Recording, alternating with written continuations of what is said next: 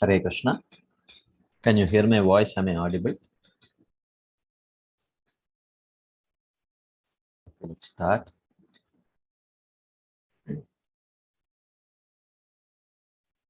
Namo Vishnupadaya Krishna Preshthaya Bhutale Srimate Bhakti Vedanta Swaminiti Namine. Namaste Saraswati Deve Gauravani Pacharine Nirvishesha Shunyavad Paschatya Deshatarine. Jai Shri Krishna Chaitanya Prabhu Nityananda Shri Advaita Gadadhara Shivasati Gaura Bhakta Vrinda. Hare Krishna Krishna Krishna Hare Hare. Hare Rama Rama Rama Hare Hare. Hare Krishna. So thank you all very much for joining today's session. We have been discussing from the 5th chapter of the 2nd volume of Sri Brihad Bhagavatamrita. So Gopakumar is in Dwaraka, and Gopakumar has just seen Narada Muni, who is pleasing the Supreme Lord in the Sudharma hall in various different ways, by speaking humorously, by singing and by playing veena, and he is quite amused. So he tells Narada Muni, "Oh Narada Muni, how is it that I'm seeing you everywhere I go? I was in Swarga and you were there. I was in Vaikunta, you were there, and you sent me from Vaikunta to Dwaraka here. And here I am in Dwaraka and I'm seeing you here also. So this is quite surprising to me. How is it that you are at all these places? Um, can you please tell me?" So in response to this, Narada Muni says, "My dear Gopakumar, you have always been a very curious boy,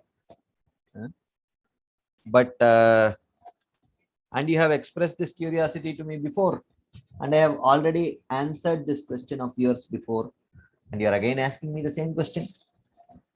But anyways, let me answer you." He says, "Just as Krishna exists in multiple forms in multiple places, so also we, his servants, we also exist in multiple forms in multiple places. So all of us, like Garuda, Hanuman, Uddhava, etc., it applies to all of us.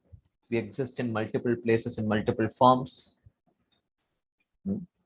And actually, all the Nitya Parshadas are like playthings in the hands of Krishna. Actually, they assume a variety of forms, yet they stay essentially one, just like the Lord. Just like the Lord is Bahumurti Ekamurtikam. Even though he exists in many forms, he is essentially one. In the same way, we also exist in multiple forms, but we are also essentially one. Then he says the Lord's Nama, Leela, Dham, and everything can assume various forms. Just as all these are eternally real, each of them are simultaneously one and many. There is one and many. They are essentially one, but they expand as many, and all the expansions are real, like that, and eternal. And then Narada Muni tells, "Actually, Gopakumar, you also amaze me, as you are also, wherever I see you, even in the perfected abodes like Vaikunta or Dwaraka or Brahmajyoti, in all these spiritual abodes also, wherever I see you, you are always discontent and distressed, which is very unlikely in any of the other places, which is very unlikely because none of the other residents of these abodes are ever discontent or distressed. But you are always seemingly discontent or distressed. This is most astonishing to me." Like that, he tells Gopakumar. And immediately Gopakumar caught hold of Narada Muni's feet and told him, "My lord, you know everything about this. So why are you teasing me? Why are you testing me? you know everything about this. Huh? So then Narada Muni smiled at Gopakumar and looked at Uddhava and he spoke to Uddhava. So Narada Muni told Uddhava, just see Uddhava, this Gopakumar is seeking something which is unachievable even to you and me. Uh, Greatly agitated, he wanders here and there, always feeling distressed. He is aspiring for something which even you and me don't have. And therefore, O Uddhava, you are always eager to favor the Vrajavasis, I have seen. Why can't you take a moment to favor this boy? He is from your Vrindavan. Why can't you take a moment to favor this boy? So he says then, that abode of Goloka is very far away, and the happiness of Goloka is inaccessible even to us. Even the means to attain Goloka Vrindavan is very rare, even to us. So then Uddhava speaks. So Uddhava says, actually, this Gopakumar was born in Vraja as a cowherd boy. And he is firmly fixed in his worship of Gopal. And he is much greater than you and I. So Uddhava tells Narada Muni that he is much greater than you and I. And here a very beautiful insight is given by Srila Sanatana Goswami here. He says, Narada has just told Uddhava that Sri Goloka is a place that he and Uddhava can hardly approach. This statement somewhat disturbed Uddhava because he disliked the implication that he himself was better than everyone else in Vaikuntha. Because Narada Muni told, oh, even you and I cannot understand or approach Goloka like that. So by the usage of that word, so that statement implied that actually Uddhava is very special. And Uddhava did not like this kind of an implication. But still he wanted to please Narada Muni by enlightening Gopakumar. So therefore he first gave the opinion. His first opinion was that Gopakumar was the most spiritually advanced person present, not himself or even Narada Muni.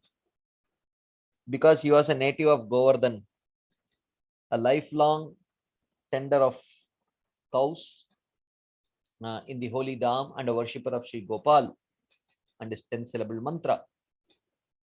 So, and moreover, wherever Gopakumar went, he remained dissatisfied because he could not find his own worshipable Lord.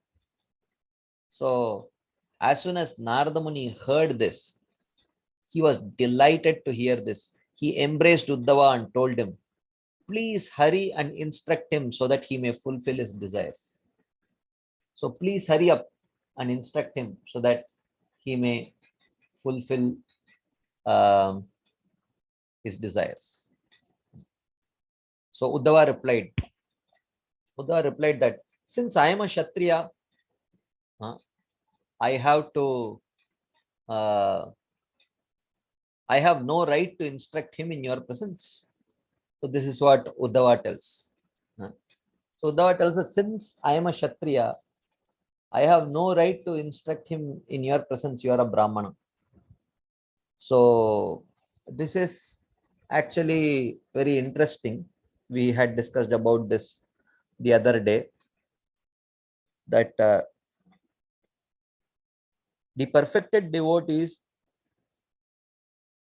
they are driven by prema. And sometimes actions and words driven by prema may lack actions and words driven by prema may actually lack sometimes common sense. It may lack even logic. It may lack even devotional logic. Like everyone knows, naham vipro na chanarapati napi vaishyo na shudro.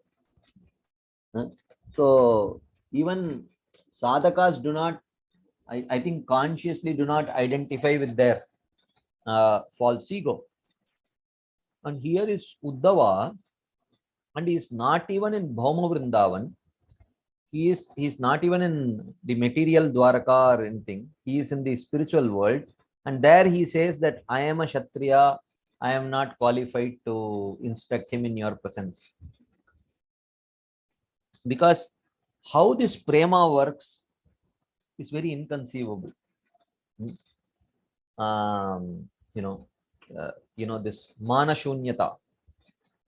Somehow when prema completely consumes and takes over the intelligence, then mm, then when manashunyata impelled by that prema consumes that intelligence, then the intelligence finds out various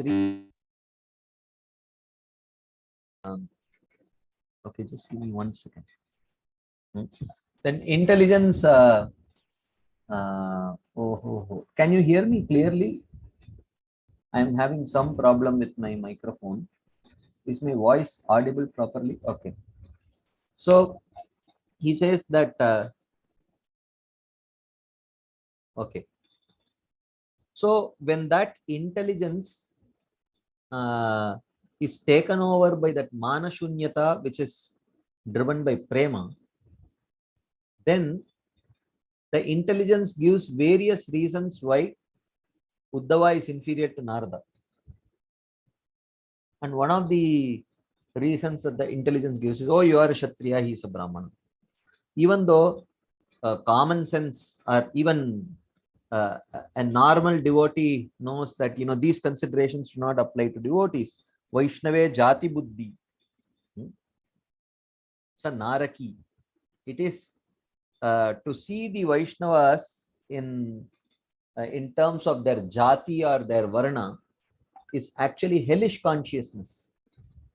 That's what it says. So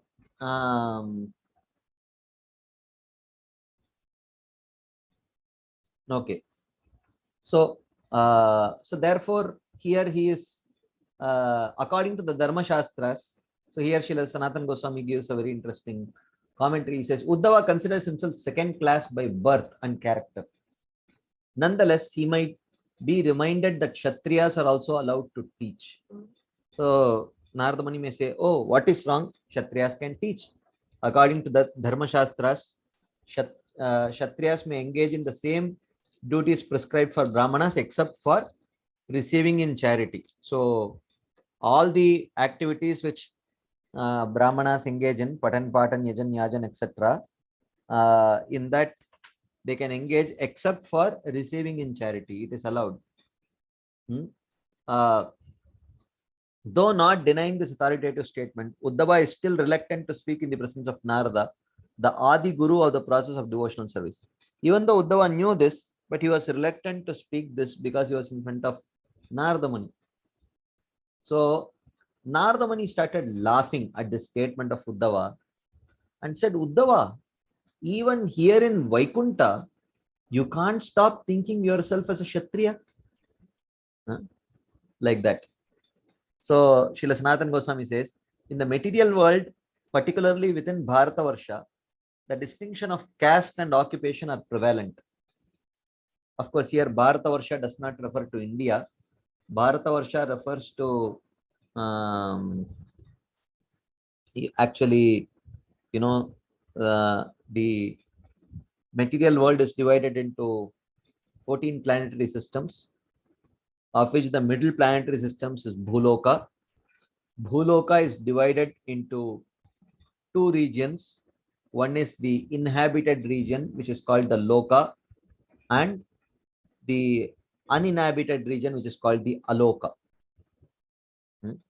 So, and this Bhuloka is a disc, a circular disc, and exactly at the middle of the disc, runs this Loka mountain. Okay.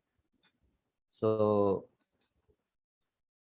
this is the Bhuloka disc, and at almost at half the radius, you have this Loka mountain.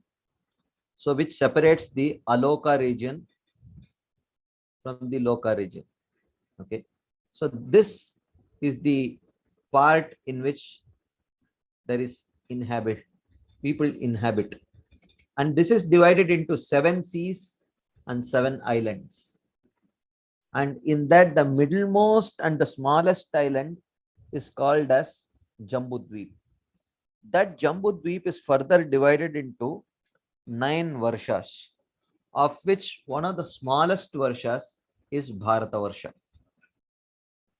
And in that Bharata Varsha, one small part is called as Bharata Kanda. That Bharata Kanda is what we know now as planet Earth. And within that Bharata Kanda, a small country is India. So what we are talking about as Bharata Varsha is not India. It is much bigger than even planet Earth. So we are talking about Bharata Varsha and not Bharat Desh. Okay, that is different.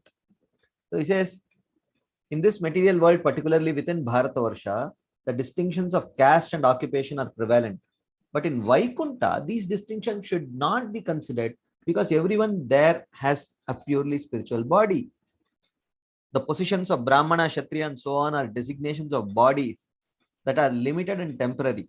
But Vaikunta bodies are never subject to the limits imposed by material nature. So Uddhava ideally should not have spoken like that. So,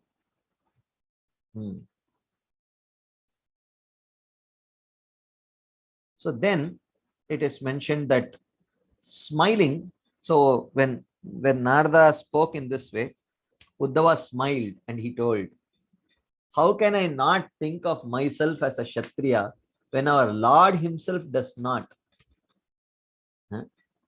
When our Lord himself thinks himself as a Kshatriya. So this is where Uddhava shows that his identification of a Kshatriya is not born out of false ego but true ego.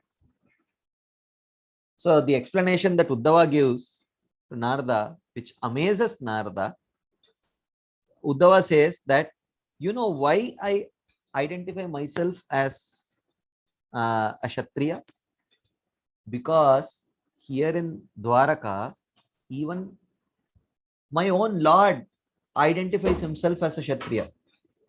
So as a servant of my Lord, how can I have a different identification? So he indicates, he gives a very deep answer to this, or deep response to this criticism of Narada. He says, how can I not identify myself as a Kshatriya? Because my Lord himself identifies himself as a Kshatriya here in the spiritual world. So as a true follower, I also identify myself as a Kshatriya.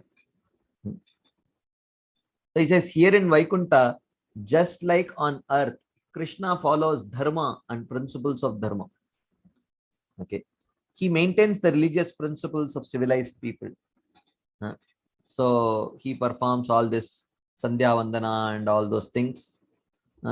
So like that. So he thinks himself as a householder Kshatriya and acts as a householder Kshatriya. He does everything, he dutifully does everything expected of a responsible householder. He goes forth with relish into battle to subdue opposing kings. He sincerely honors the Brahmanas, his spiritual masters. He honors elders like Balramji, and so on. Everything he does. Early in the morning, he rises up before Brahma Muhurta and performs all the Grihastha dharmas. So how can I have an identification separate from that? So Uddhava says, these words, as soon as Narada Muni heard these, Narada Muni was filled with pleasure and he laughed and jumped up. He started jumping up and down and he shouted in great joy and he spoke as follows. He was so happy to hear this. And he said, Narada Muni told that see the amazing charm and glory of his Leela, and see in those pastimes how committed his devotees are to serving him and him alone. Sevakanam cha tadrisham tad ekanishta. So just see, aho adbhuta madhurya mahima bhagavato leela. Just see the amazing charm and glory of the Supreme Personality of God, its pastimes. And see in those pastimes how seriously committed his devotees are to serving him and him alone, to the extent that Uddhava is willing to identify, even in Vaikuntha, Uddhava is identifying himself as a Kshatriya, because Krishna identifies himself as a Kshatriya. This is the Ekanishta of the Lord's devotees here in this Dham. How curious that the Lord plays in the abode, even above Vaikuntha, in the same way as the world of mortals, just to satisfy his devotees. So Narada Muni says, how astonishing that the Lord plays in this abode which is above even Vaikuntha. The Lord plays in the same way as he would play in the material world, just to satisfy his devotees. Even experienced devotees like myself are bewildered to see such pastimes, which makes us wonder if we are actually in Vaikuntha Dwaraka or Bhauma Dwaraka. So, such astonishing is the pastimes of the Supreme Lord that even we are bewildered.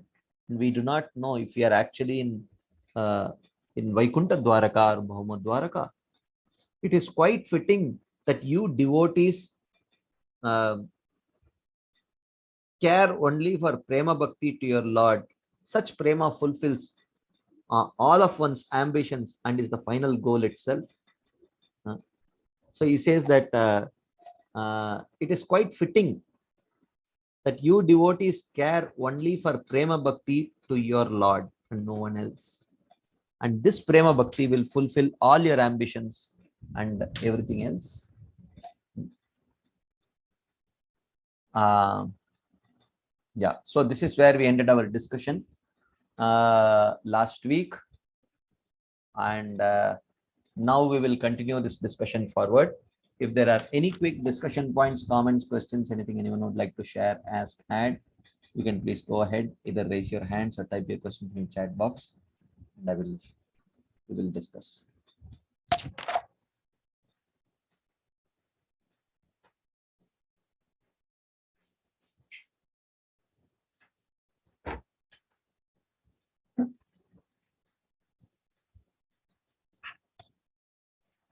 Okay, so if there is none, we will continue our discussion.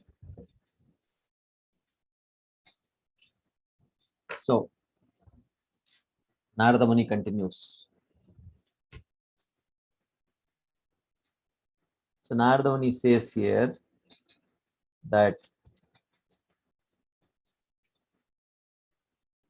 Vaikuntavasochitamihitam navo namartyalokastiti yogyamapyatah Aishwarya yogyam nahi loka bandhuta yuktam chatasyapi vavedapekshitam. So he says that na vaha ihitam, you have no great interest. Vaikuntavasa uchitam, you have no great interest in acting as residents of Vaikuntha. Na martyaloka sthiti yogyamapi, or sojourners in the material world. So you have no great interest to act like residents of Vaikuntha or as sojourners means those who are traveling in the material world. And tasyapi, and even the Lord himself has no great interest, Aishwarya yogyam, in showing his opulence, loka bandhuta yuktam cha, are getting involved in mundane relationships. So Narada Muni says, you have no interest in acting as residents of Vaikuntha or the material world,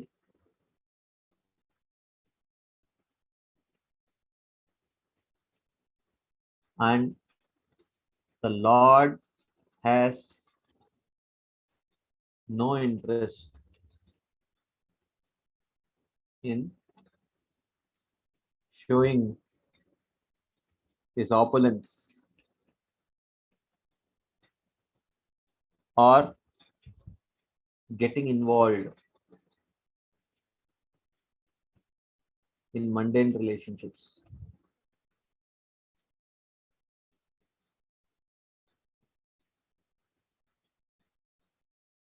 Srila Sanatana Goswami writes, because the Supreme Lord and his pure devotees are interested only in pleasing one another, it makes little difference to them where they happen to be.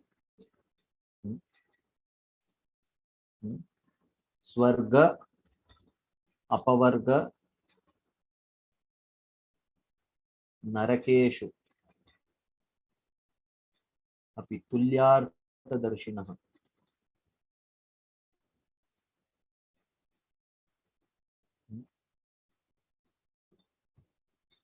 The devotees may be in Vaikuntha endowed with Sachidananda spiritual bodies and the corresponding powers and comforts to enjoy, or they may be Grihasthas or whatever in the material world.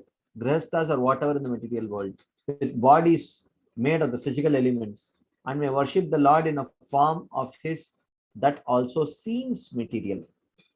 So the devotees may either be in Vaikuntha endowed with Sachidananda spiritual bodies and the corresponding powers and comforts to enjoy, or they may be grihasthas or whatever in the material world, their bodies being made of material elements, and they may worship the Lord whose body also may seem to be made of matter, but it's not made of matter. But in any case, the Lord and his devotees are never distracted from their pure loving exchanges of rasas, not even when the Lord fully expands his opulence or his complete self-satisfaction or seems to establish worldly affinities by becoming a father, a son, or some other relative of his devotees. So, so the Lord and his devotees are never distracted from their pure loving exchange of rasas. Not even when he fully expands his opulences or his complete self-satisfaction, even when he seems to be completely self-satisfied, or sometimes he may seem to establish worldly affinities by becoming a father, son, etc. In all these cases, uh, the uh, the Lord and his devotees never get distracted from the exchange of pure loving exchange of rasas. Since the devotees are exclusively devoted to the Lord, their hearts are satisfied simply by relishing his pastimes and transcendental qualities. Similarly, the Lord is interested only in making his devotees happy. These ambitions of the Lord and his devotees can be fulfilled equally well in Vaikuntha or in the material world. So there is no substantial difference between the two realms. So the essence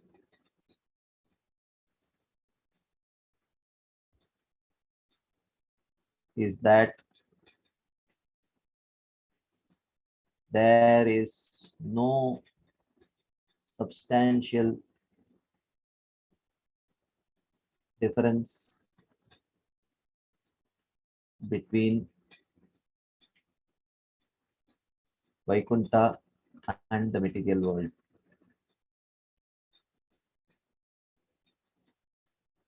For the Lord and his perfected devotees.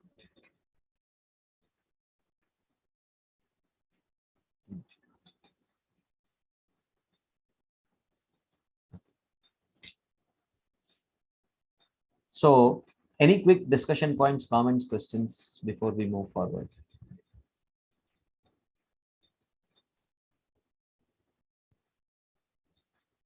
Yes, Keshav Priya Mataji. Krishna Prabhuji, Dandavats. Prabhuji, is that in Vaikunta Are you also? speaking? I am not able to hear, Mataji. Hare Okay, Krishna. just give me a second. Are others able to hear what she is speaking? Okay, Hare then Krishna. give me a second. Don't speak. Let me try to fix my.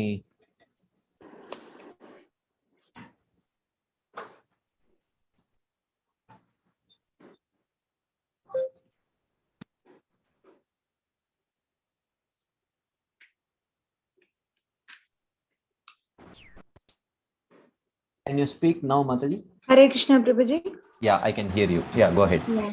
Thank you, Prabhuji. Prabhuji, is it that in Vaikunta and Dwaraka in spiritual world also exactly the same pastime as it's going on in earth also? Is it the same, Prabhuji, like Krishna being a Kshatriya and waking up earlier, all those things?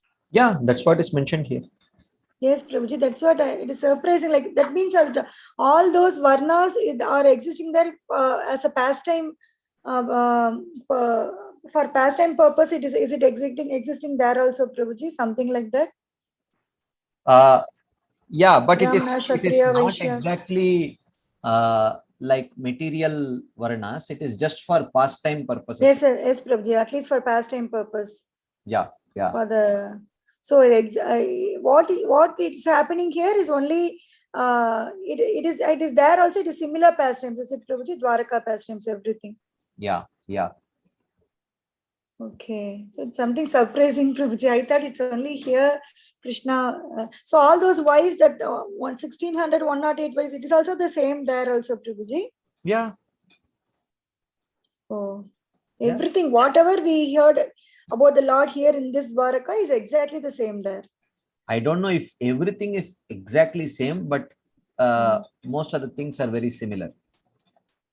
Okay. Okay, but perverted reflection is only for us. For Lord, same pastime, no, Prabhuji. There Yeah, only. yeah, yeah, yeah.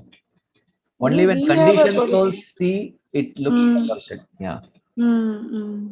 A little surprising, Prabhuji, and it's nice. We are learning many things about spiritual world through this reading, Prabhuji. Yeah. Harish. Thank you, Right. Prabhuji. Okay. Anything else anyone would like to share? Ask, add.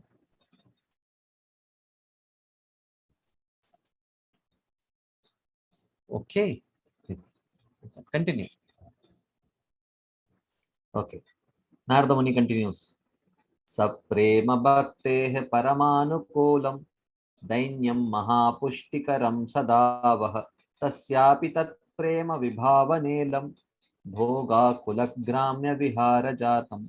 So Narada Muni is expressing his ecstasy seeing Uddhava's commitment to worshipping the Supreme Lord um, in a mood which is appropriate to the Lord's mood in in Dwaraka. So he says, you always live dainyam in utter humility, paramanukulam mahapuštikaram, which most favorably nourishes saprema bhaktehe. He says, you always live in utter humility. Oh.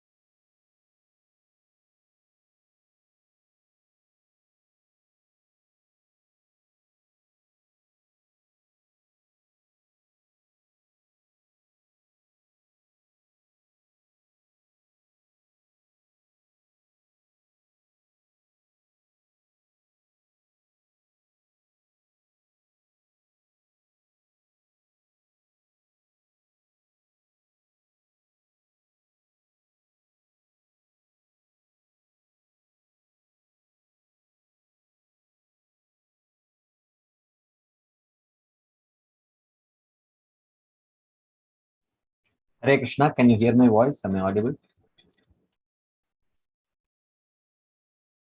Is my voice audible? Okay. I am extremely sorry.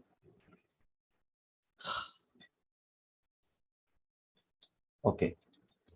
Let's continue. So here Narada Muni is telling Uddhava that Sada Vaha Dainyam Paramanukulam Pushtikaram Saprema Bhaktehe. My dear Uddhava,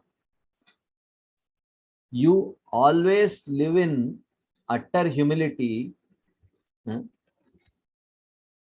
which perfectly nourishes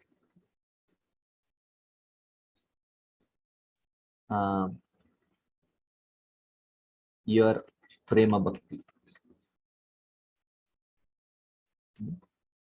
And then he says, and the Lord's pastimes of seeming absorbed in worldly pleasure, bhoga akula gramya vihara jatam tat prema vibhavani, amply evoke such love.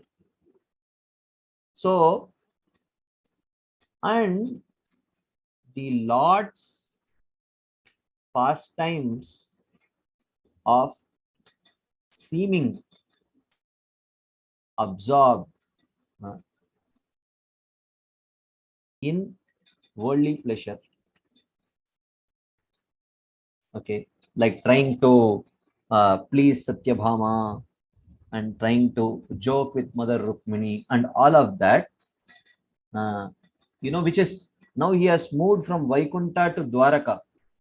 Okay, so this mood is generally not seen in Vaikunta, where the Lord is joking around with people and trying to please his wife and all that. I mean, of course, Mother Lakshmi is massaging him and trying to please him in a very reverential way, but it's not that the Lord is like joking with Mother Lakshmi. I mean, of course, such pastimes are there, but not very often seen in Vaikunta. But here, the Lord's pastimes of seemingly absorbed in worldly pleasure, okay, it amply evokes such love. So he says, amply evokes such love. Srila Sanatana Goswami writes, in Vaikunta, the Lord and his devotees have purely spiritual bodies with which to enjoy transcendental reciprocations. But when Krishna descends to the material world, he seems to have the body of an ordinary human being, and that is even more conducive to the full blossoming of Prema Bhakti. So it is even more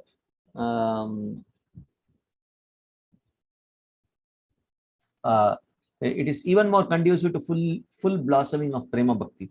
In Vaikunta, Lord Narayana expands unlimited opulence, but on earth, Krishna acts even more wonderfully by simply being the friend of his devotees and satisfying them in every possible way. So, Narada here congratulates the Lord's devotees for their humility, which more than anything else helps them achieve all success in loving devotional service. So this is key. Humility is key. That's what he is mentioning here. So Narada Muni is congratulating Uddhava, and Uddhava here is the representative of all his other devotees, and he says that Sada Vaha Dainyam Paramanukulam Mahapuštikaram Saprema Bhaktehe Paramanukulam Mahapuštikaram. This you always live in utter humility, which most favorably nourishes devotion and pure love. So this is very natural. So this humility is very natural and very naturally nourishes devotion and pure love. So, and the Lord's pastimes of seemingly absorbed in worldly pleasure amply evokes such love. Like that, he says. And here, Srila Sanatana Goswami writes, Narada here congratulates Lord's devotees for their humility, which more than anything else helps them achieve all success in loving devotional service. Trinadapi Sunichena Tarorapi Sahishnuna Amanina Manadena Kirtaniya Sadahari. Like that. Okay. There is something in the chat box here. Let's take it first, and then in the meantime, if others have some questions, you can either raise your hands or type your questions.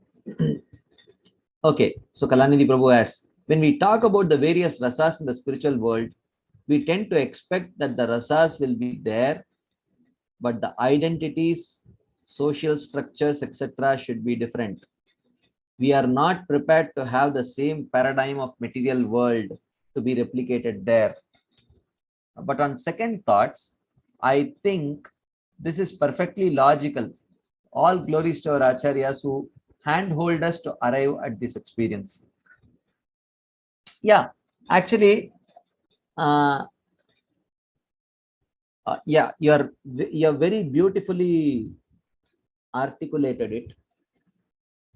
At first sight, we don't want a replication of the same thing that we see here because it is so dissatisfying here.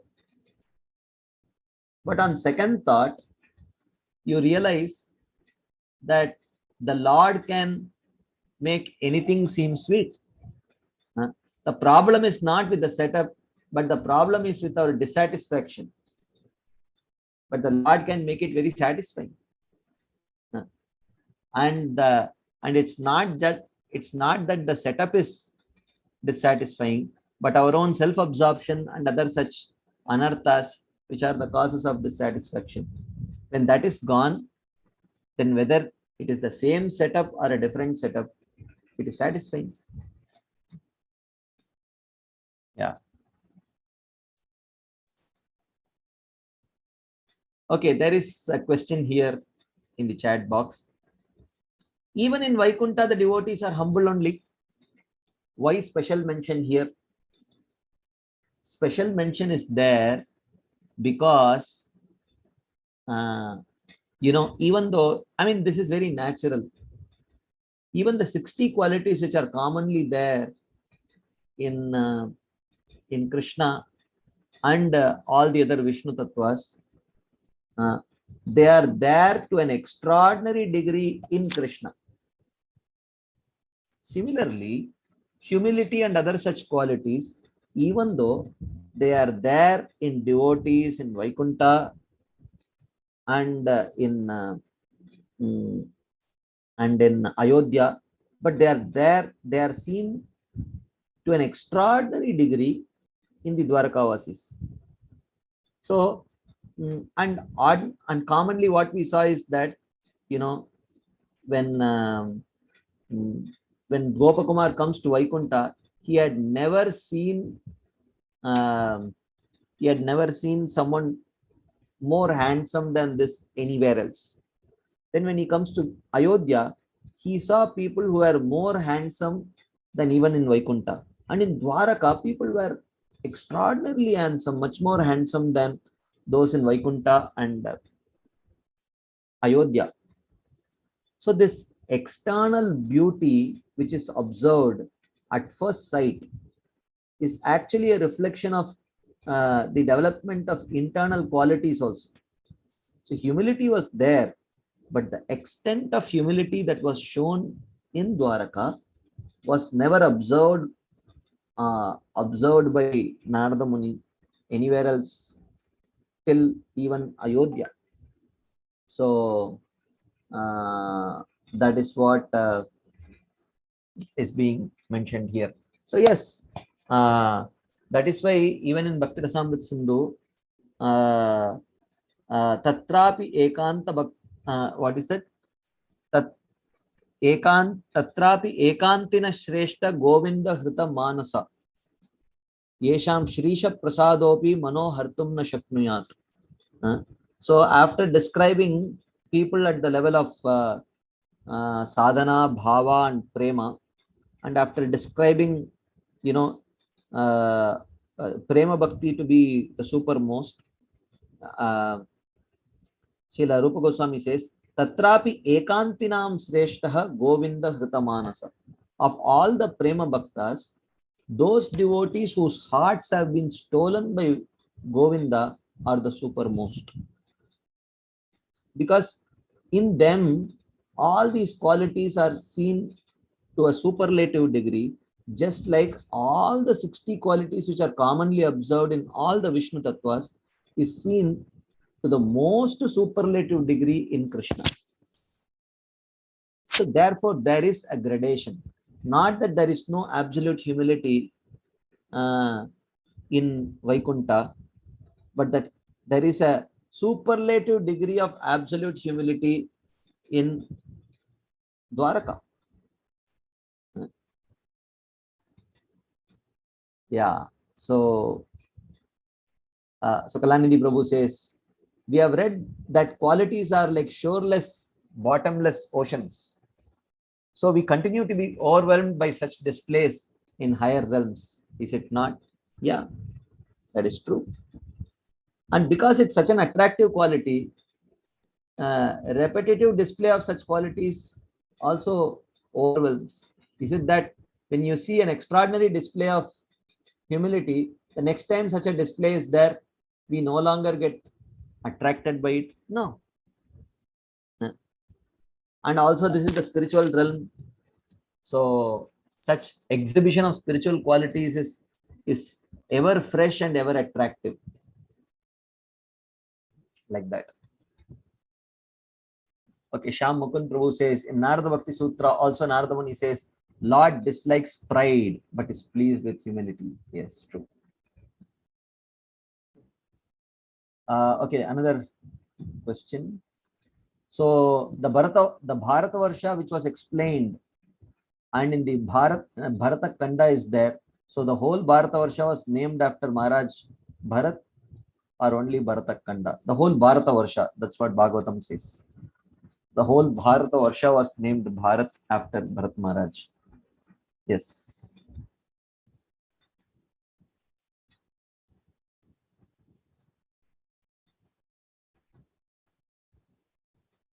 Okay. Adi Bhagavan Prabhu has sent something from Bhanuswami Maharaj's translation and commentary. So from the translation of His Holiness Bhanuswami Maharaj, it seems to me that Vaikuntha doesn't have such apparent worldly relationships are set up as in Dwaraka for the pleasure of the Lord and devotees. Yeah, that is not there in Vaikuntha. It is there in Dwaraka.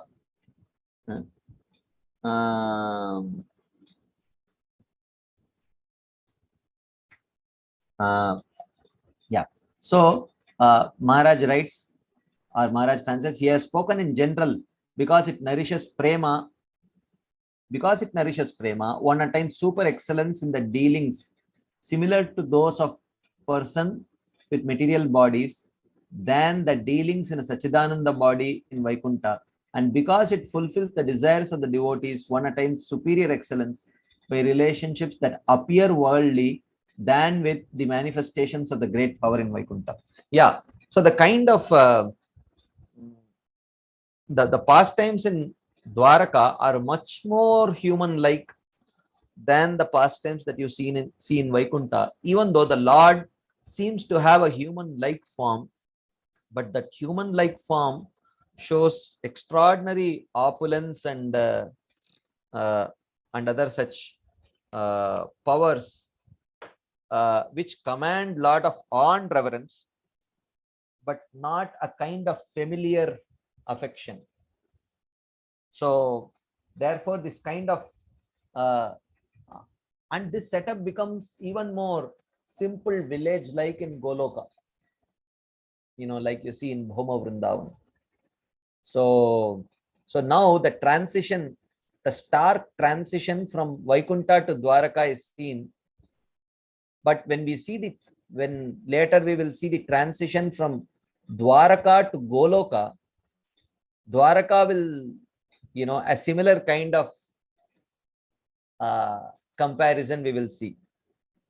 Here Dwaraka seems more human-like and very familiar kind of transactions happening between Krishna and the devotees. But when the description of Goloka will come, Dwaraka will seem like Vaikunta, you know, like that. So that's what we will see very soon.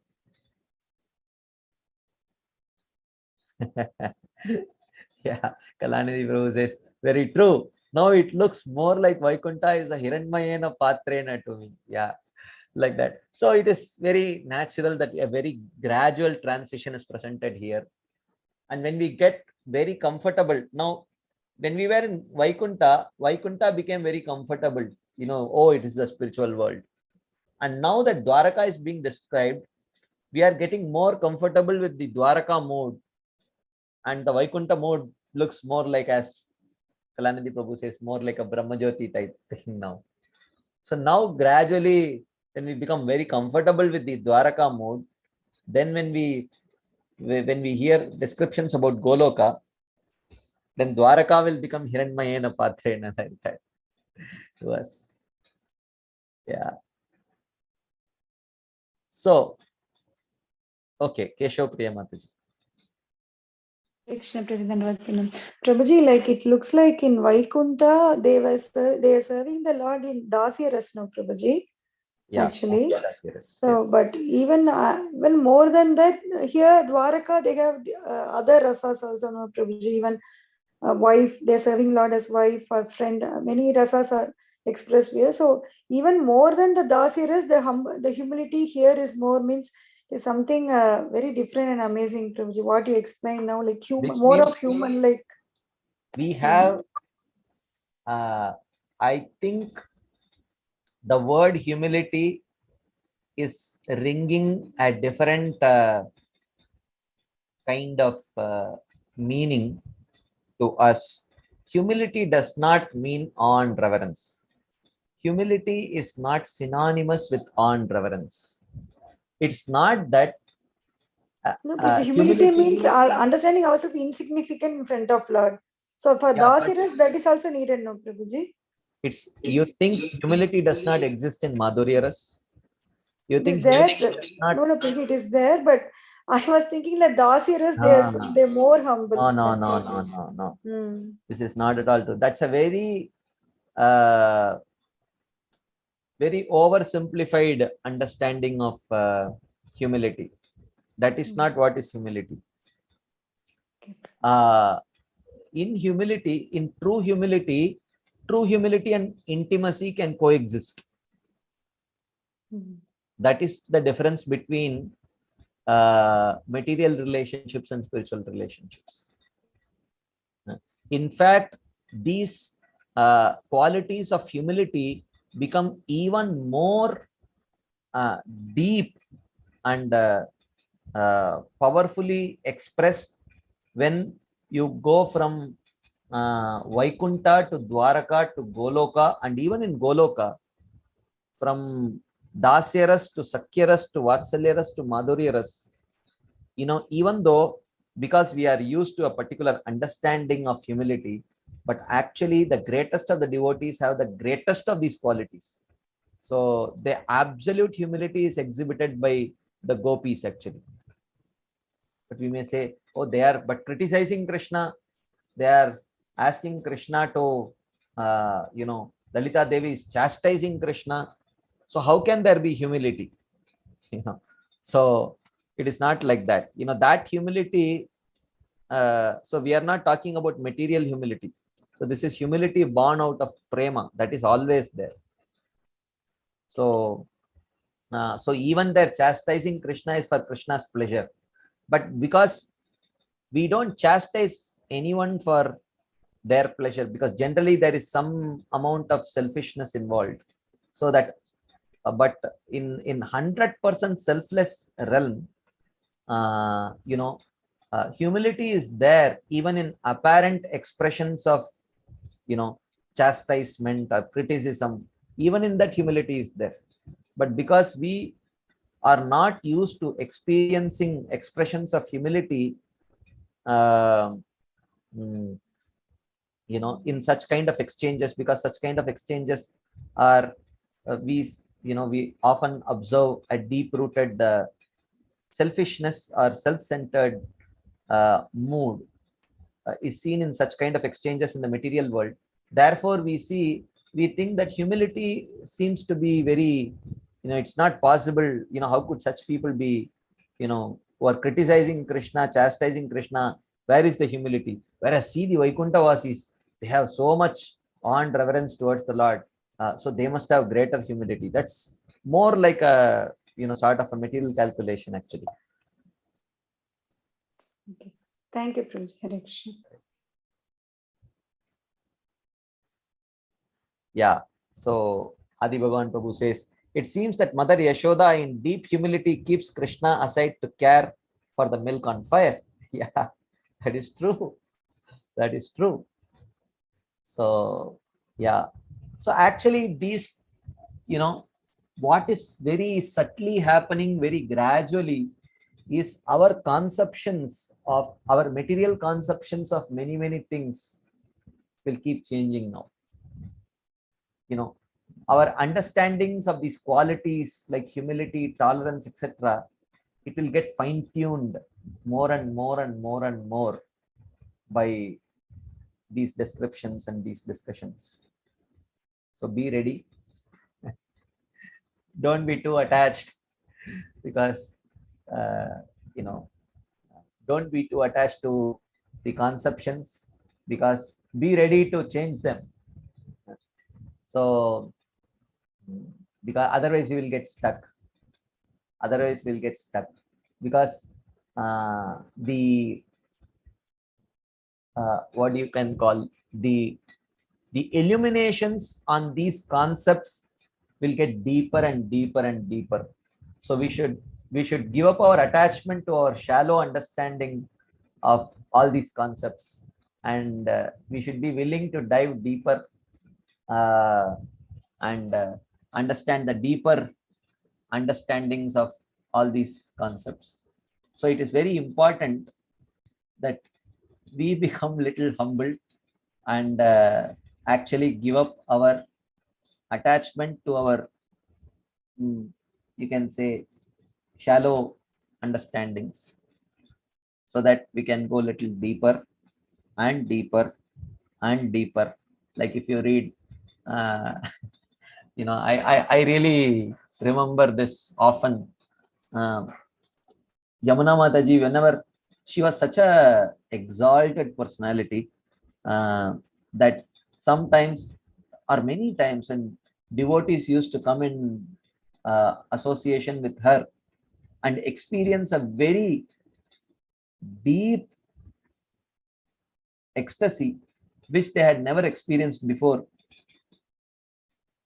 and in great feeling of uh, joy, they would say, oh, it can't get better than this, it can't get better than this. And Mataji would say, no it does, no it does, in a very matter of factly way. She says, no it does, be ready for it. Like that. So yeah, true. Anyways, so please be ready and fasten your seat belts. So like that.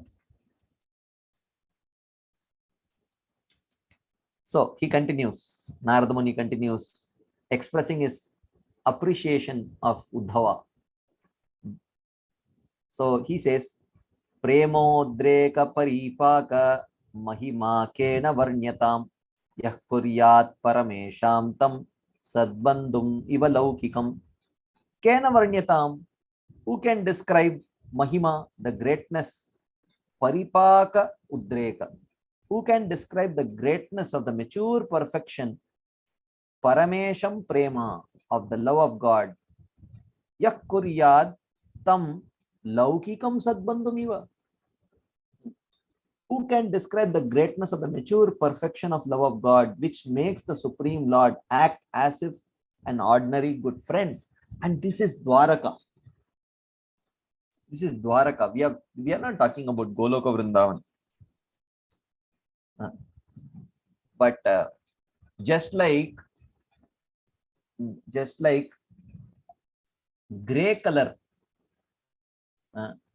gray color when put right next to black color, looks very bright and white, right? So here a presentation of Dwaraka is presented in contrast to Vaikunta. So it almost looks like a description of Goloka Vrindavan here. Right? So the kind of words that Narada Muni is using to describe this love of Dwaraka, it looks like it's almost like a description of Goloka Vrindavan. But it seems like that because Dwaraka is described in the backdrop of Vaikunta. So in the backdrop of Vaikunta, Dwaraka sounds like Goloka. So that's why here Narada Muni is telling that who can describe the greatness of the mature perfection of prema. Mature perfection of prema. He's talking about prema in Dwaraka. So he's calling that as mature perfection of prema, which is true, because as of now, this is the mature perfection of prema that Gopakumar has experienced. Who can describe the greatness of the mature perfection of prema, which makes the Supreme Personality of Godhead act as an ordinary friend, ordinary good friend? Srila Sanatana Goswami writes, the Supreme Lord's appearance as a cowherd boy in Gokula is no false trick of Maya. It is the highest truth manifest in response to the purest forms of absolute love. The mature stage of prema shared by Krishna and his devotees in Gokula is beyond the power of words to describe. It is so exalted that it impels the Lord to forget his supremacy and behave like an ordinary person to fulfill the desires of his devotees. This marvel cannot be an illusion created by Maya, because the Maya of the material world has no power to delude either Krishna or his devotees. So is he describing the mood of Goloka, or is he describing the mood of Dwaraka? Because we are still in Dwaraka, and he's speaking to Uddhava. To me, it looks like this is describing the love of Dwaraka, and but I think Sanatana Goswami is probably in his purport, extending it to Dwaraka. Is this the right understanding? Others can share your thoughts. To me, it looks like, the verse itself, the thread is describing about Dwaraka, but in the purport, it looks like Sanatana Goswami is extending it to the realm of Gokula. That's my understanding. Others, do you feel the same way, or what? What do you think? Okay, Radha Pramod Prabhu says no. Yes, Radha Pramod Prabhu, you can explain why you feel no. Where is Radha Pramod Prabhu? That is my guess. Because Uddhava, because here what Gopakumar is meeting Uddhava and he's experiencing about Vrindavan, because wherever Gopakumar went, it was told about Vrindavan only. About that local place, not so much is described. It was only told through the, means when it came to conversation with him, that is not explained. So I'm thinking he's talking about Okay. Yeah, but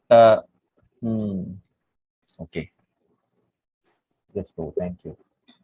Adi Bhagavan Prabhu says, in my understanding, he is speaking in general that Lord relishes more intimate relationship. Yeah, it looks like that to me also. it looks like that for me also. That he is comparing the intimate mood of relationship that is seen in Dwaraka in comparison to Vaikuntha, but the perfection of the mood of intimacy is there in Gokula. So I think in that context, Sanatan Goswami is writing the purport. That's how I am feeling. Yes, Radha Pramod. In that way, in general, we can accept this will be applicable to other places also. Correct.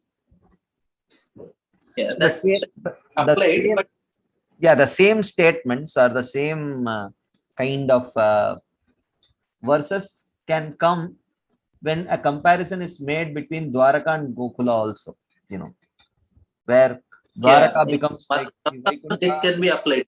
Yeah, like that. Yeah. Yes, Kalanidhi Prabhu. Hare Krishna Prabhuji, Dandavat Pranam. Dandavat Prabhu. But I think now for the first time we are seeing Krishna acting on an equal platform with his devotees. Up to now in Vaikuntha or even Ayodhya, the Lord was more like a superior, and there was this element of awe and reverence very much manifest. Yeah. But now for the first time, kind of a equality is being established, and that is actually overwhelming for us to see. That's what I think. Right? Yeah, and for the first time, Ugrasen was sitting in front of Krishna. He was the king. So, so like that. I mean, but in Vaikuntha there is, you can't even imagine such things. He's undisputed. Numero uno in all. In all fronts. In Vaikuntha, it's like everybody wants to see the magnificence of the Lord, his glories, and he's obliging them by displaying more and more of his greatness and the glories. So that kind of exchange is happening there in Vaikuntha. Yeah. But here that is being leveled. Coming. Yeah. Correct. Thank you. Okay. So let us continue and go forward and see if there is something more revealed in the words spoken by Narada Muni and the explanations of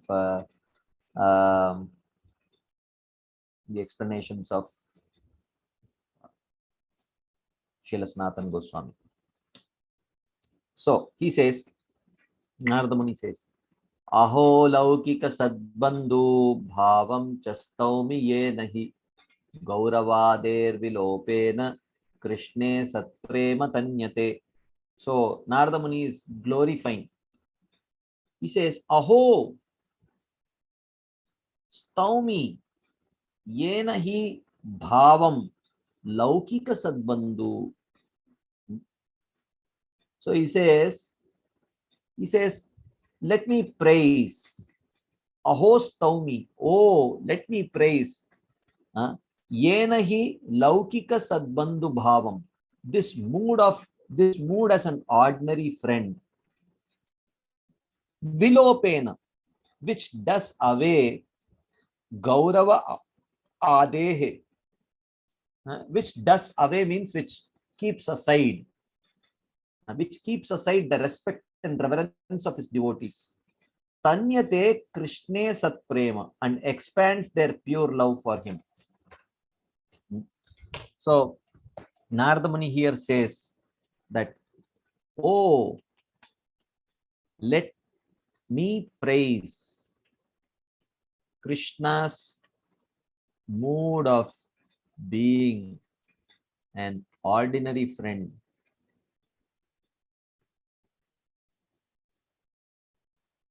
Which keeps away the respect and reverence of his devotees and expands their pure love for him.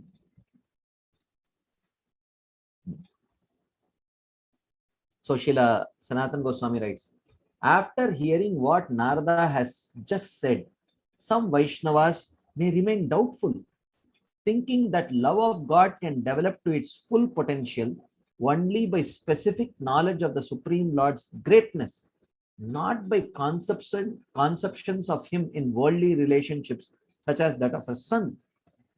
So someone may say that, oh, some people may doubt, and rightly so. They may think that, oh, love of Godhead can develop to its fullest potential only by knowledge of the Lord's greatness and not by conceptions of him in worldly relationships like that of a son. In fact, such devotees might argue that to view the personality of God in such relationships is a serious error. It is a serious error, they may think. After all, in Srimad Bhagavatam, Krishna's own father Sri Vasudeva prayed. He said, Tatte gatosmyaranam madhyapadara vindam apanna samsriti baya pahamartha bando etavatala malamindriyalala sena martyatmadrikvai pare yadapatya buddhihi. So he says, therefore, O friend of the distressed, I now approach your lotus feet for shelter, the same lotus feet that dispel all fear of worldly existence for those who have surrendered to them. Enough with hankering for sense enjoyment, which makes me identify with this mortal body and think of you, the Supreme, as my child. So someone may quote this verse from Srimad Bhagavatam, where Vasudeva says, oh, now I have come back to my senses. Now I am trying to overcome my bodily conception in which I was thinking you are my son. This is not correct. I am now surrendering to your lotus feet. Like that, Vasudeva himself was feeling. So someone may say that in this prayer, Vasudeva begs to be relieved of the delusion that compels him to imagine that God is his son. So therefore, some people may say that to even think of such a thing is a serious error. So Vasudeva might be advised, you are very happy, so why are you complaining? So someone may tell, you are very happy seeing the Lord to be your son, so why are you complaining? But he counters this idea by describing his pitiable confusion, in which out of greed for some sense enjoyment, he thinks that he is the body and the Supreme Lord is his son. So this is,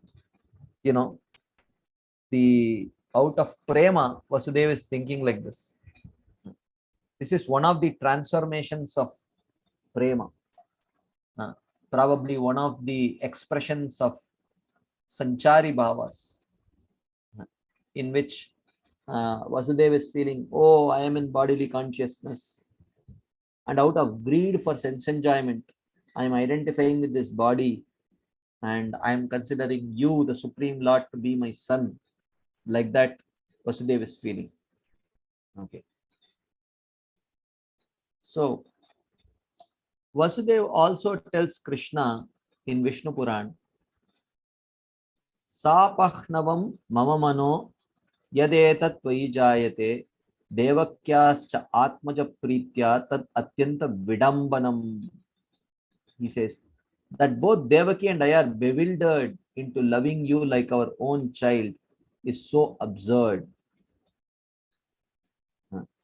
So he says that, so therefore Vasudeva feels he should be the butt of jokes for daring to consider the Supreme Lord his son. So someone may take these statements to indicate that, look, even Vasudeva himself agrees that he was bewildered into thinking that Krishna was his son. But here, Narada explains that this exceptional attitude and behavior, even though they appear to follow the pattern of mundane human relationships, expands the limits of the most perfect love for Krishna. So, but according to Narada, this exceptional attitude of considering the Lord to be one's son or one's friend, etc., this actually expands the limit limits of the most perfect love for Krishna, contrary to the opinion of those who appreciate love in awe and reverence. Those who appreciate love in awe and reverence may consider this kind of a conception to be inappropriate. But Narada Muni says this actually expands the limits of the most perfect love for Krishna. The key to understanding how this kind of devotional service works is to comprehend that it does away with the restrictions of respect, fear, and reverential faith towards the Supreme Lord. The key to understanding how this kind of devotional service works is to comprehend that it does away with the restrictions of respect, fear, and reverential faith towards the Supreme Lord. Awe and reverence may be indispensable in Vaikuntha, but they only inhibit the expression of prema between Krishna and his intimate devotees. This is a very important point.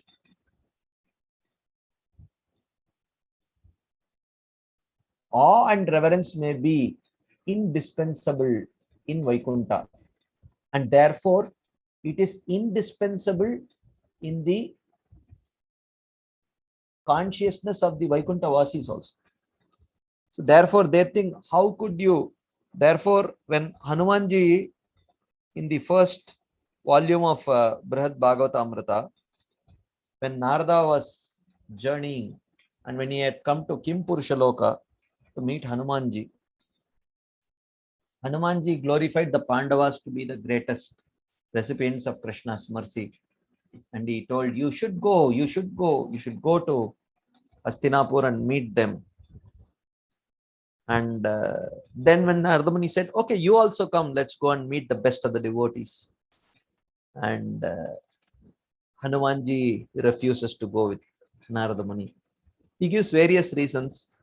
And one of the reasons which Hanumanji gives is that, well, when I see the Pandavas dealing with the Supreme Lord in a very familiar mood, I may end up offending them, because I find it difficult to relate with that kind of familiar love. That is what Hanumanji says.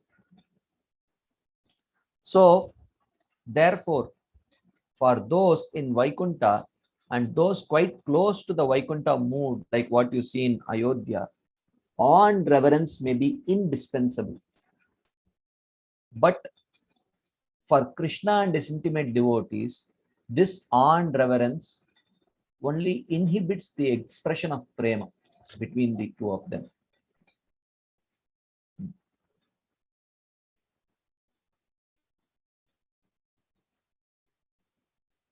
So Krishna Prabhu says, we observe that even in his intimate devotees like Arjuna, Kunti, etc., spells of awe and reverence arise in between, which only enhances the intimacy. Well, I'm not very sure if the awe and reverence enhances intimacy. It is just that the nature of their love towards Krishna is sort of interspersed with some level of awe and reverence.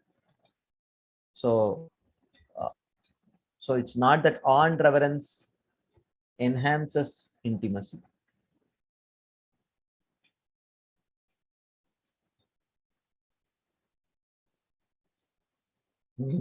Very interesting observation by Adi Bhagavan Prabhu. I think this unasked discussion between Uddhava and Narada may have been very important for Gopakumar's pacification of discontent and ascendance to Goloka. Yes, unasked from a particular point of view, but very much orchestrated by Krishna. nothing happens by chance. Nothing happens by chance. This is very much a part of the script. Whether Narada Muni and Uddhava know this or not, or whether they are acting according to the script or not, but this is very much according to the script of Krishna, that this conversation had to happen between Uddhava and Narada Muni, so that Gopakumar gets that confidence. Okay, till now people were criticizing, even in Dwaraka. People said, hey, why are you dressed in rags like this? Why can't you dress decently? Be happy. We are willing to provide you with very good clothes. You should be happy internally and externally. But he was wondering why these people are not able to understand me.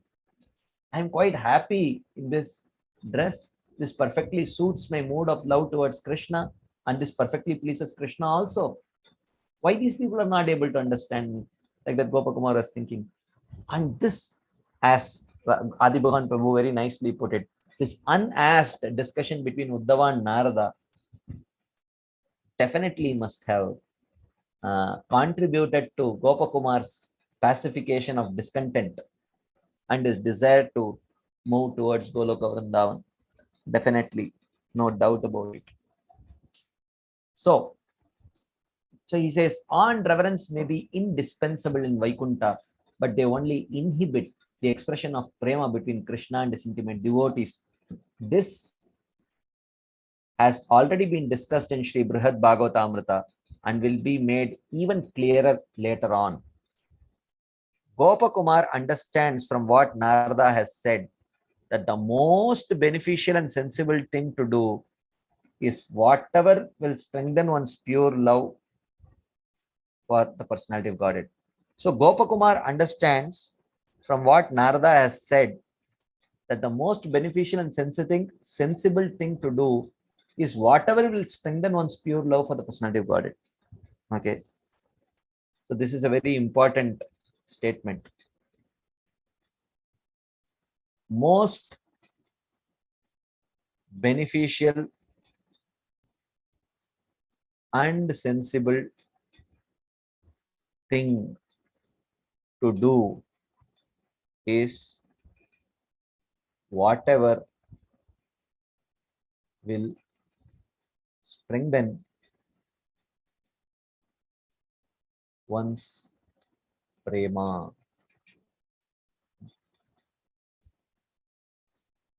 Shri Vasudeva was lamenting because he had focused his attention on the idea that the Lord was his son, rather than simply act in affection for him like Shri Nanda and Yashoda. So the explanation of why Vasudeva spoke like this is that Vasudeva was lamenting because he had focused his attention on the idea that the Lord was his son, rather than simply act in affection for him like Shri Nanda and Yashoda. Or alternatively, Vasudeva, an extremely humble Vaishnava, suffered from the self-dissatisfaction that naturally arises when bhakti becomes intense. So this is one of the anubhavas or sanchari bhavas, which is born out of prema. So this is he suffered from the self-dissatisfaction that naturally arises when bhakti becomes intense.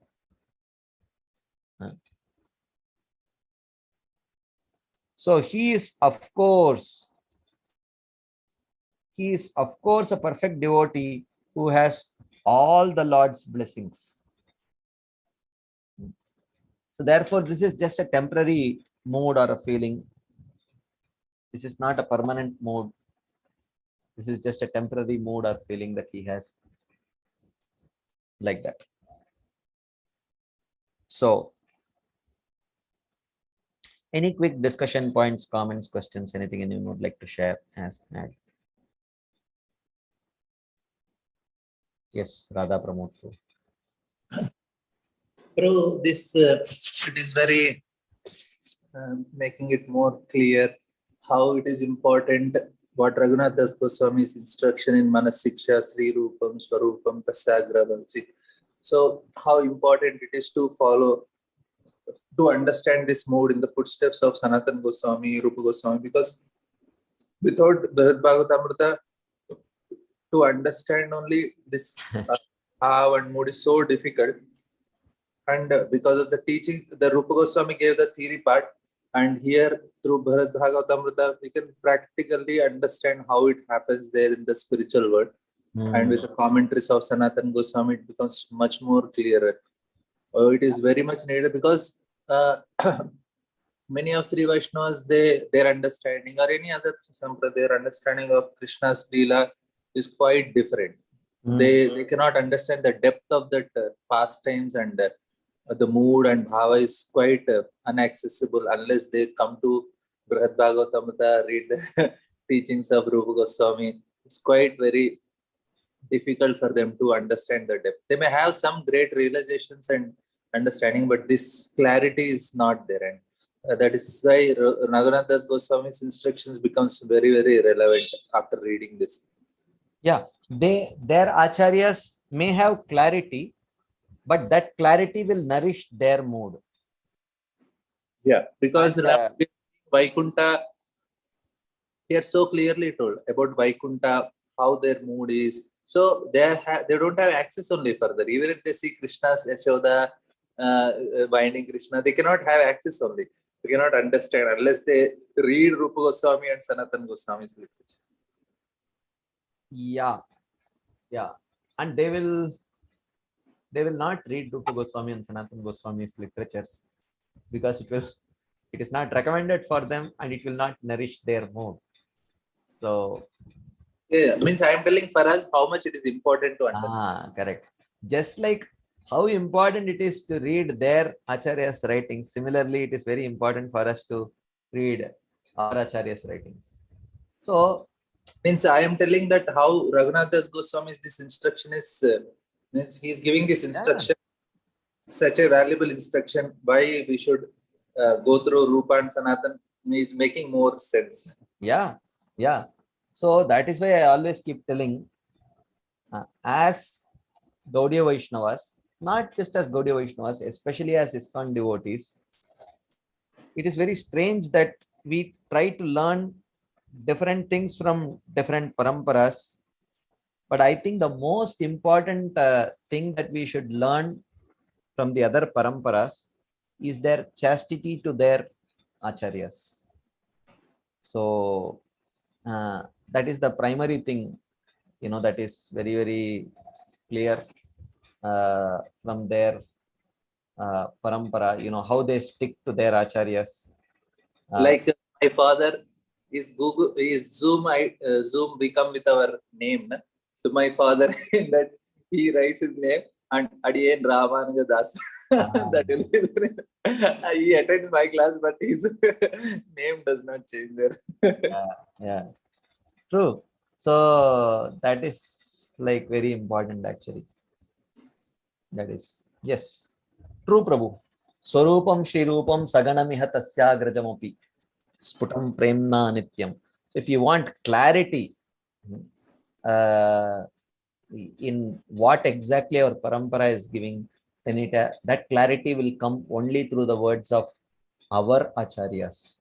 And our acharyas means starting from Chaitanya Mahaprabhu or at least Madhavendra Puri, not before that.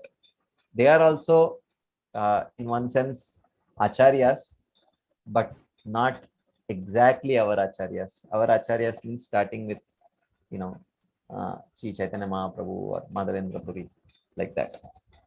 So you're right. It's very true that if we have to understand the depth of what Chaitanya Mahaprabhu has come to give, it has to be through the writings of our acharyas, actually. Thank you, Prabhu. So, there is another question Kalanidhi Prabhu asks. Vasudev's temporary mood cannot enhance parental affection. So Krishna covers it again. Well, yeah, these Sanchari Bhavas generally, depending on,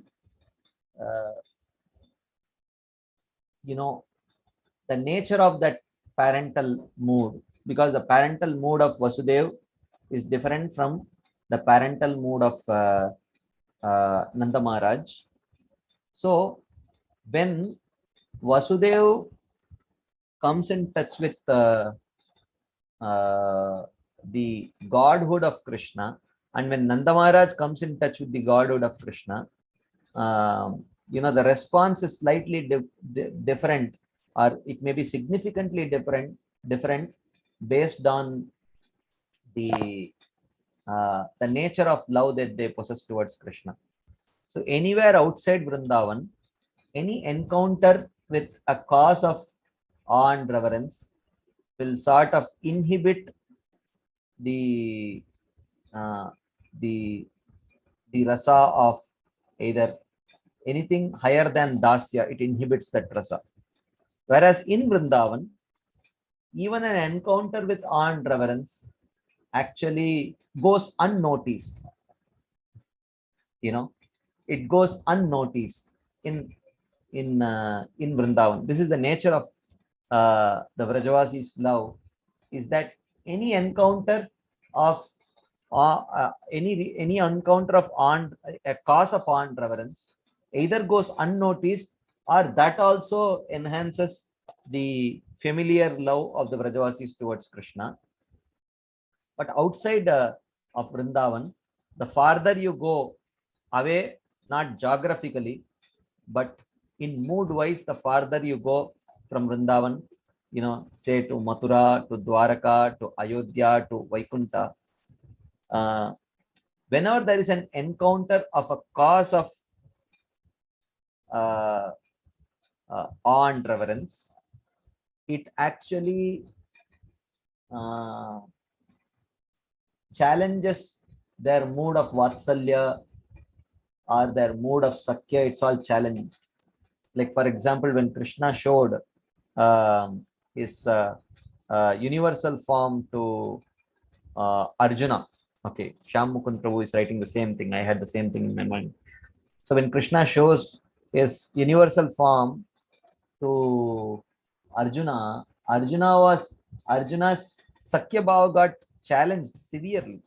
Saketi Matva Prasabam Yaduktam, He Krishna, He Yadava, He Saketi, like that, he starts begging for forgiveness. I'm really sorry, like that, similar to what Vasudeva is speaking here.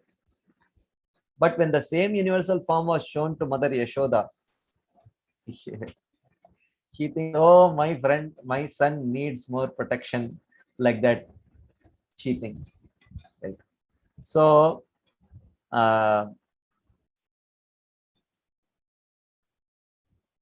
therefore, as I don't know if it is relevant to what Kalanidhi Prabhu has asked. Is that relevant, Prabhu? Yes, Prabhuji, very much. So I was just thinking, I was also contrasting Nanda Maharaj and Vasudeva in my mind. So Nanda Maharaj, he replies to all the Gopas, laughing, oh, do you think he is God? He runs to us whenever there is a thunder. When he is hungry, he cries until he gets his mother's milk. He gives so many examples. He constantly lies. So many examples he gives to confirm that he's only a human child. He's not God. So, and he is quite, as you said, undisturbed by the fact that he could be God. But Vasudeva has this, constantly he gets, but at the same time, once when all the rishis are leaving, he is asking them, oh, I am a Grahamedi, please tell me what is the perfection of life? How can I become free from, even while Krishna is standing right there. So that time he is forgetting Krishna is God, is it not? Yeah, these things, that is the nature of Yoga Maya. So she covers, she has to facilitate or she has to orchestrate situations in such a way that the nature of love of the perfected devotees can come out and they can exhibit. So, the kind of, if Nanda Maharaj is, if Vasudeva is always aware of Krishna's supremacy, then that kind of a mood would become non-different from Vaikuntha mood. So this is the transitory, the transition between Vaikuntha and Goloka is Dwaraka, where there is sometimes, cognizance of Krishna's supremacy, and at other times, it is not that like that. Actually, it is impossible for me to sufficiently appreciate how fortunate we are that Acharyas are given it such an accessible form. How many people have worked on it? That someone wrote the scripture, someone wrote a commentary, someone translated it, someone presented it. So much it has gone through, and ultimately I'm just savoring it. So you won't believe, this time, last week when I was in Chowpatty, so I was invited to one. I mean, I'm just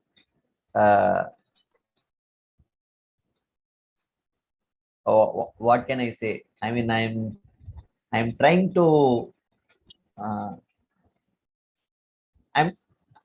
I want to communicate it in a way that it doesn't sound very immodest, but we were having a discussion with it was a regional councillors meeting. Yeah, Prabhuji, please say it as it is. Don't cover it up. So it was a regional councillors meeting. I was requested to speak. No, so we were having a discussion, and the discussion was, you mean to say that we are greater than Indra? This was like the question. You mean to say we are greater than Indra? I said, in what can I say now? That in one sense, yes, right? Because at least we are fortunate enough. But I told the devotee that yes, but we have nothing to be proud of, because ultimately it is only because of mercy that we have received. But the fact is, however uncomfortable it may make us feel, the very fact is that we have received a seed which is superior in quality to what Indra has received, and just that even though our then I gave this example. It's just like there is a you have received a seed of Ratnagiri apus,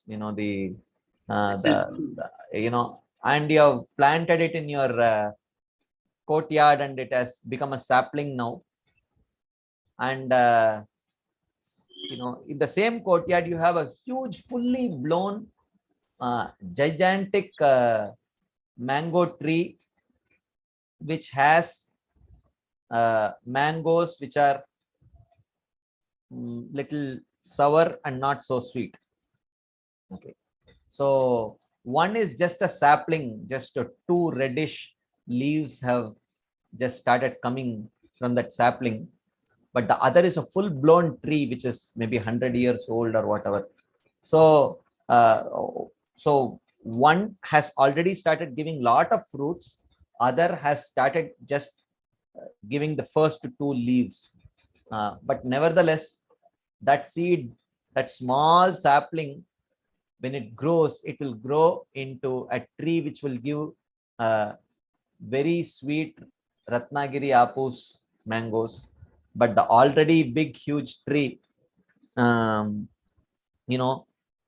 is huge, but it gives not so sweet fruits. So there is a difference. So it took me a very long time to communicate. Actually, there is a difference between strength of faith and purity of faith, and that we have actually received the pure seed, even though that pure seed is in a very, very fledgling state, in a very vulnerable state, but nevertheless we have received a pure seed. But Indra has a mixed seed. It was quite out. I mean, they felt it was an outrageous statement, very immodest statement. But that, why? Huh? But why? Why they felt that way? I mean, they don't have a problem. It's out of humility again. Yeah, they don't have a problem that Yeah. yes, Rupa Goswami is superior to Indra. There is no problem. But you mean to say that you and me, we are superior to Indra? Well, in a sense, yes. In a particular sense, it is true. So we had to go back and forth, and I had to patiently explain. It took a long time actually to help them understand that. So the same way here, in one sense, I mean, my lips are quivering to even make that statement actually. In fact, the seed that we have received, in one sense, even Vasudeva and Devaki in Dwaraka,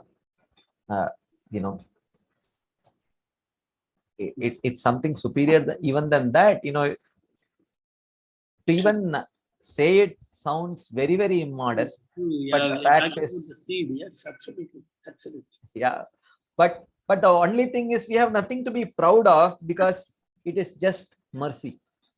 All the more reason to become humble, because it is nothing to do with whether we deserve or not about our qualifications. It's simply that they are simply dropping it on our lap. That's all. Yeah. Any questions? True. Literally, it's like that.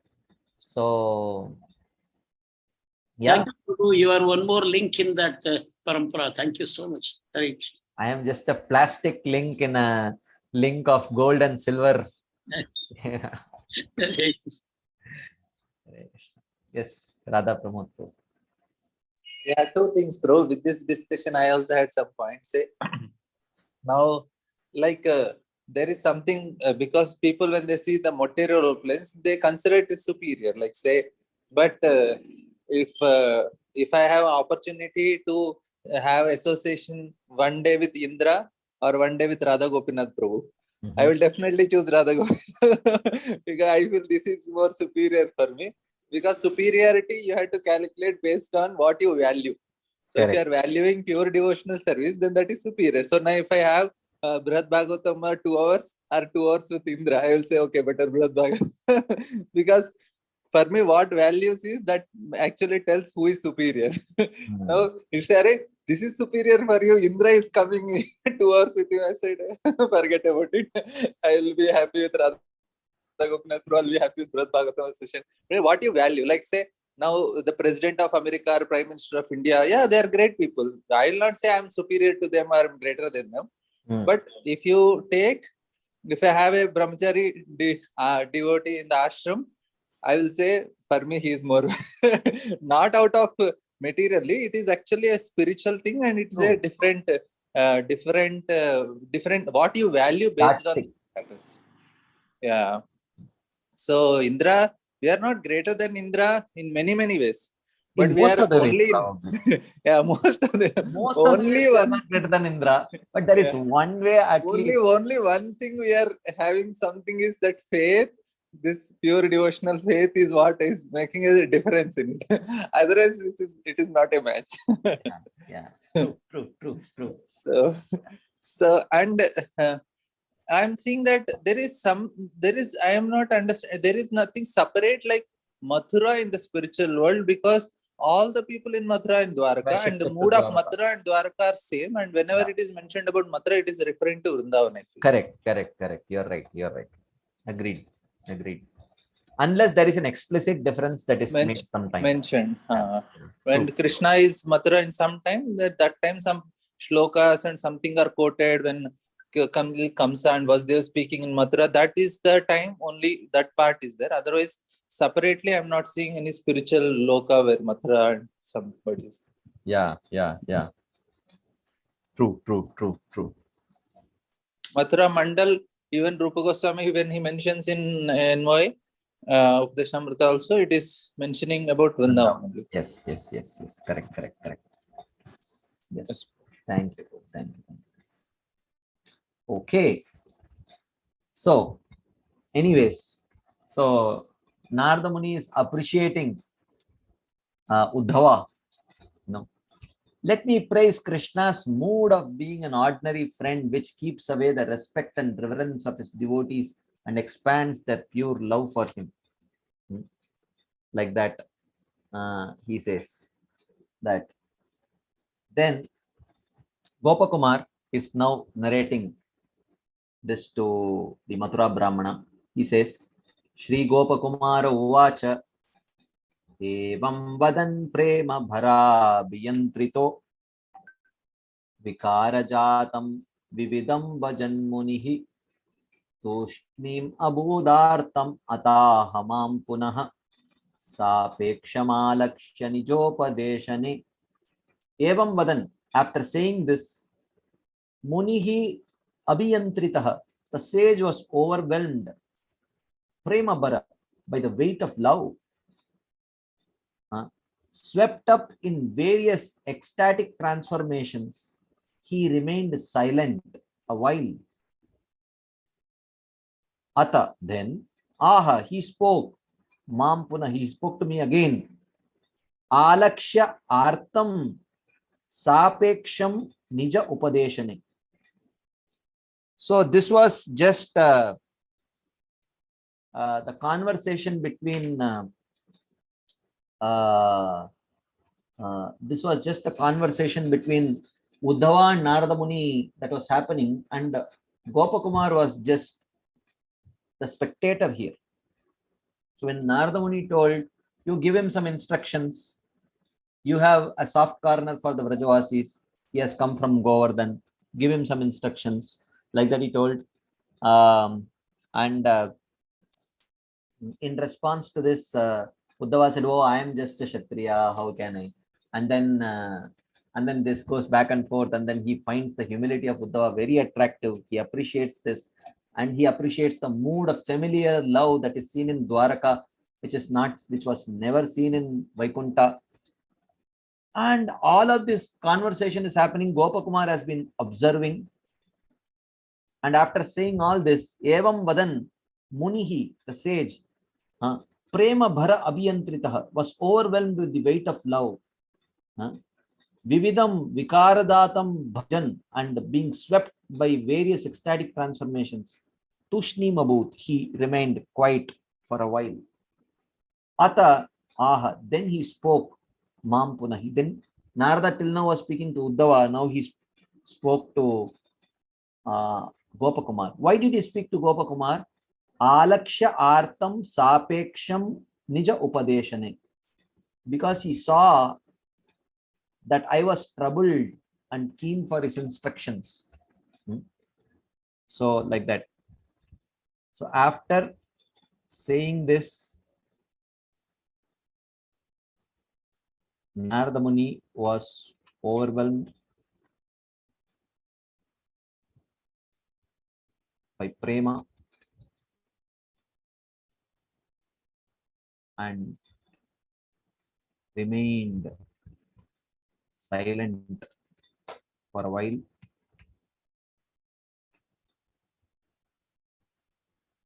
Then he spoke to me,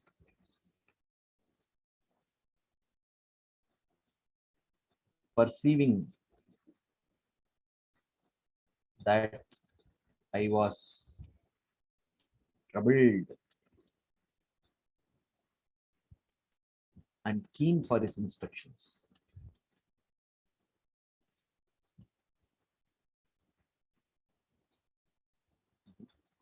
Like that. So when Narada stopped, he felt ecstatic and showed symptoms like trembling, tears, and standing of the bodily hairs. But soon he noticed that Gopakumar was ill at ease and waiting for further instructions. So he wanted to speak. So Narada Muni is now going to speak to Gopakumar further. So what Narada Muni speaks, we will continue this discussion on Friday. Till then, we will pause. Tomorrow we will continue with our 10th canto discussions. So thank you all very much for your patient listening and your enthusiastic participation. We will continue this discussion on Friday. So, Srila Prabhupada ki jai, Srila Sanatan Goswami Pad ki jai, Shri Brihad Bhagavatamrita ki jai. Hare Krishna. Thank you very much.